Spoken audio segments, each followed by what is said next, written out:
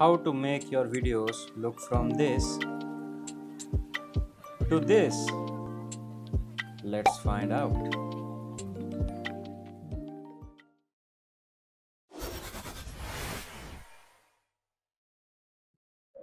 Hello everyone, तो क्या हाल हैं आप सभी के। मेरा नाम है Varun. Welcome back to my YouTube channel.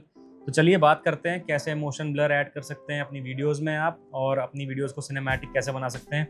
आपके सामने दो चीज़ें हैं, दीज आर द लेंसेज, इसके बारे में बात करेंगे। ये है मेरा Osmo Action 4 फ्रॉम DJI। अगर आपके पास Osmo Action 3 है या Osmo Pocket 3 है या नया वाला Osmo Action 5 Pro है, तो वो सारी सेटिंग्स इसमें लागू होने वाली हैं। Let's quickly turn on the camera. चलिए शुरू करते हैं।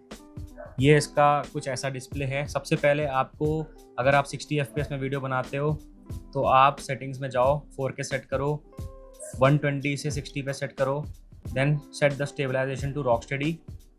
ठीक है, ये आपने कर लिया। ऑप्शंस में जाना है, ऑप्शंस में आपको प्रो मोड को एनेबल करना है, आपको एक्सपोजर करना है मैनुअल। ये सबसे बड़ी सेटिंग है गाइस। तो अगर आप 60 FPS पे बना रहे हो और आप 1/120 करोगे तो आपका स्मूथ मोशन ब्लर इफेक्ट आएगा, लेकिन बहुत मिनिमल दिखेगा मोशन ब्लर। आपको ऐसा लगेगा कि शायद नहीं हो रहा है, लेकिन थोड़ा सा स्मूथ रहेगी वीडियो।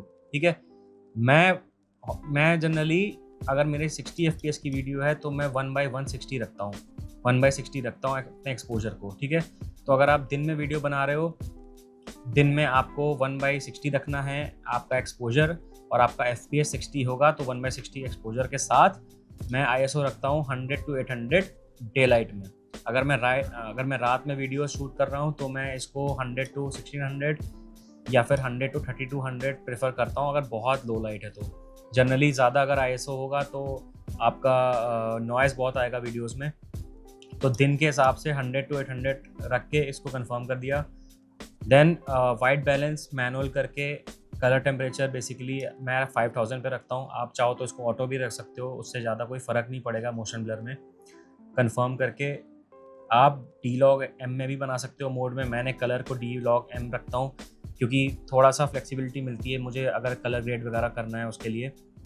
और अगर आप कलर ग्रेडिंग नहीं करते हो तो आप D-Log-M मोड को ऑफ करके नॉर्मल भी रख सकते हो। FOV फील्ड ऑफ व्यू मैं अल्ट्रा वाइड पे रखता हूँ, मैंने अल्ट्रा वाइड कर दिया। इमेज एडजस्टमेंट में मैं गया, इसको मैंने -1 और -1 दोनों ही रखे, शार्पनेस -1, नॉइज रिडक्शन -1। ठीक है, कंफर्म। तो ये हो गई 60 FPS की सेटिंग। अब जो मैं वीडियोस बनाता हूँ मैं जनरली 30 FPS पे बनाता हूँ। मैंने सब कुछ सेम रखना है, 4K 30 16:9 रॉक स्टेडी ऑन। अब मैं ऑप्शंस में जाके मैनुअल में जाके इसको बस 1/30 कर दूंगा, तो मेरा FPS भी 30 है और मेरा शटर स्पीड भी 1/30 है, और ISO में उतना ही रखूँगा बस। तो ये मेरी सेटिंग होती है जनरली, जो मैं विदाउट सो मच एडिटिंग जो मेरा मोशन ब्लर आता है। मोशन ब्लर मेनली आपका सिर्फ एक्सपोजर की वजह से आता है। ठीक है, ये आपने सेट करना है। ठीक है, तो ये आपकी कैमरा की सेटिंग है जो आपको फुटेज में मोशन ब्लर देगी। अब बात करते हैं इन लेंसेज के बारे में।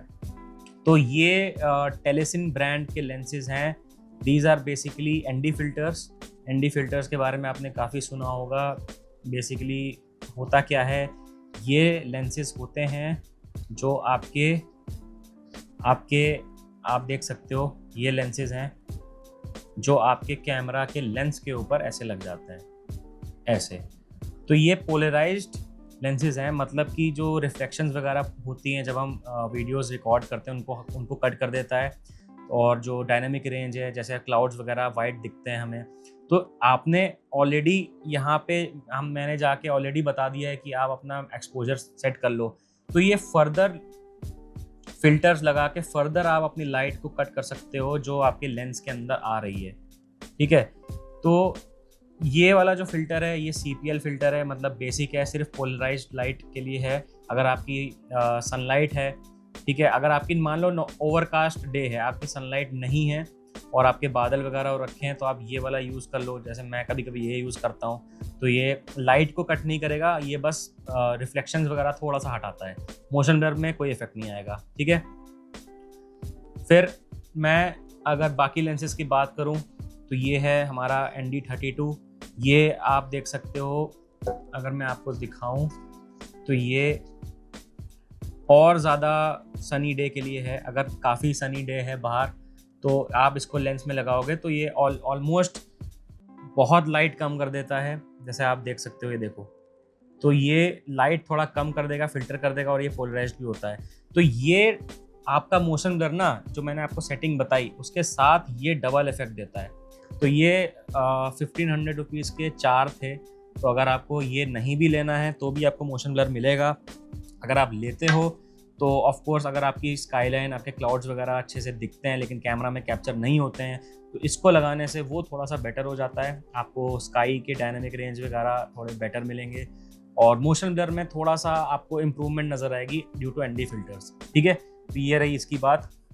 अब ये सारी सेटिंग्स ना मैंने इसमें सेव कर रखी है। अब जैसे 4K 30 है तो यहाँ पे सेव करने का ऑप्शन आता है। जैसे 5 सेटिंग्स आप सेव कर सकते हो, C1, C2, C3, C4, C5 तक।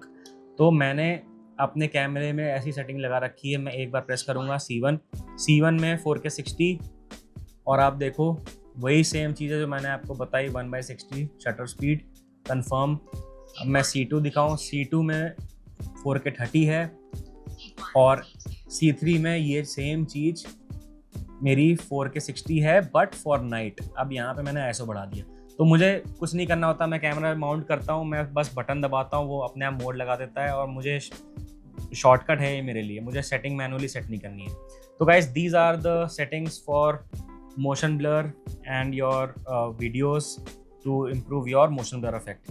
तो इसको आप याद रखिए, और कोई और आपको क्वेश्चंस हो रिगार्डिंग द कैमरा और regarding the video quality, do let me know, I am happy to answer.